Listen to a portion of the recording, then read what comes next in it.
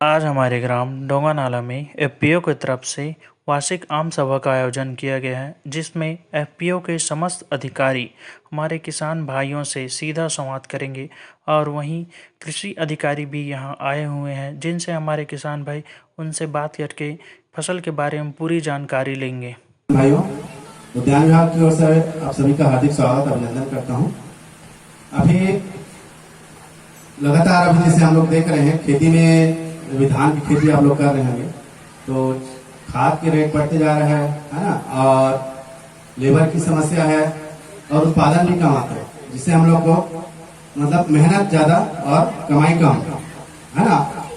तो इस प्रकार से देखा जाए तो धान की खेती में भी आप लोग को बहुत ज्यादा फायदा नहीं हो रहा होगा, है कि नहीं? ठीक नहीं बोल रहा हूँ, क्योंकि मान के चलो 50-60 हजार रुपए अगर एकड़ में हम लोग पा रहे हैं, तो अगर लेबर चार्ज खाद ये सब का अगर हम जोड़ते हैं तो लास्ट में निकलता कितना है?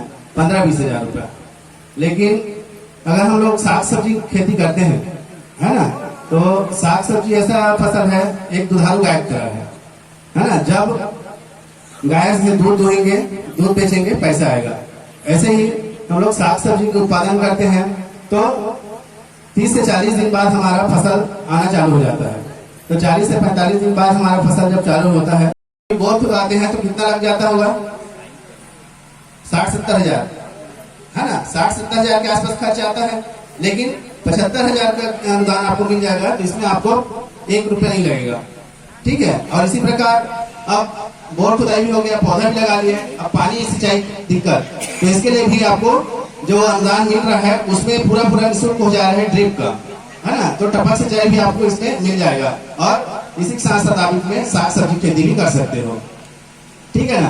और 2000 के आसपास भी बिका है बोरी वाला। इससे हमारा क्या है, खेती का लागत बहुत ज्यादा बढ़ रहा है। खेती में खेती का उत्पादन डीएपी ना मिलने की वजह से अभी कम भी हो गया है। अभी इफको द्वारा 2 साल पहले नैनो डीएपी लॉन्च किया गया था, और तकरीबन 4 साल पहले नैनो यूरिया लॉन्च किया गया था। हम नैनो यूरिया का उपयोग धान में प्रति एकड़ में एक बॉटल के लिए डालते हैं। इसको ये प्रति एकड़ में, जैसे कि हम लोग 6 स्पेयर 8 स्पेयर डालते हैं, एक स्पेयर में हम लोग का 15 लीटर होता है।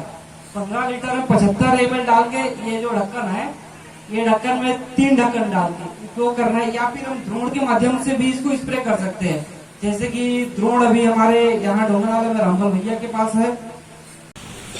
हेलो,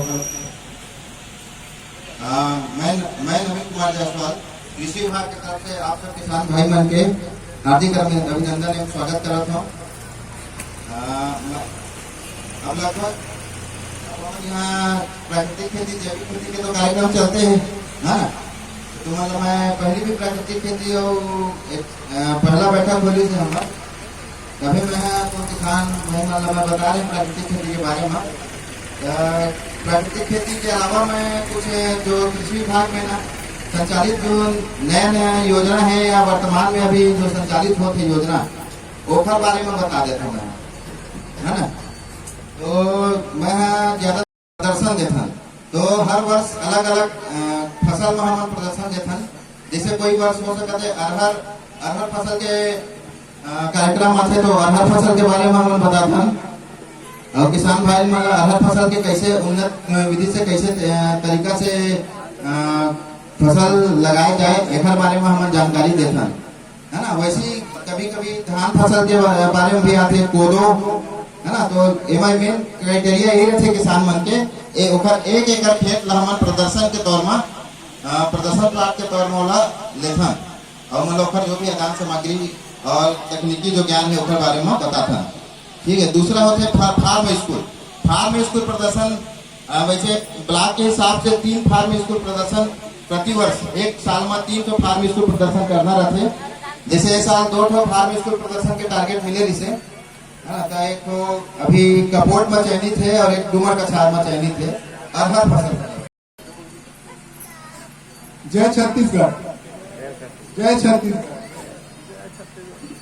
बड़ी खुशी की बात है कि आपके डोंगा नाला और दमिया तो गांव ला नेचुरल फार्मिंग मतलब प्राकृतिक खेती के लिए चयन किए गए हैं।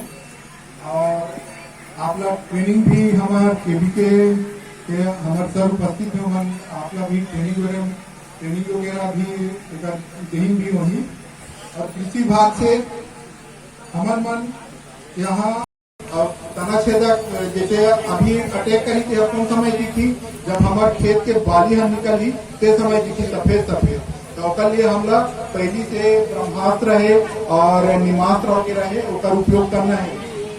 जेकर उपयोग के मात्रा जाना था कि मैंने बताए है ना आप मतलब सियासी वगैरह नहीं बताएगा, नहीं बताए हैं नहीं। जवाब कौन दे? तो मैं हमारे ग्राम के उप सरपंच श्रीमान कीर्ति कुमार कश्यप जी से मैं निवेदन करूं कि हमारे गांव के किसान मल्ला खबर के हमारे गांव में एक प्राकृतिक क्लस्टर ग्राम घोषित हो चुके हैं और आने सरकार के प्रयास है कि कोई भी कार्य हमेशा सरकारी अमला के माध्यम से सफलतापूर्वक क्रियान्वित नहीं हो।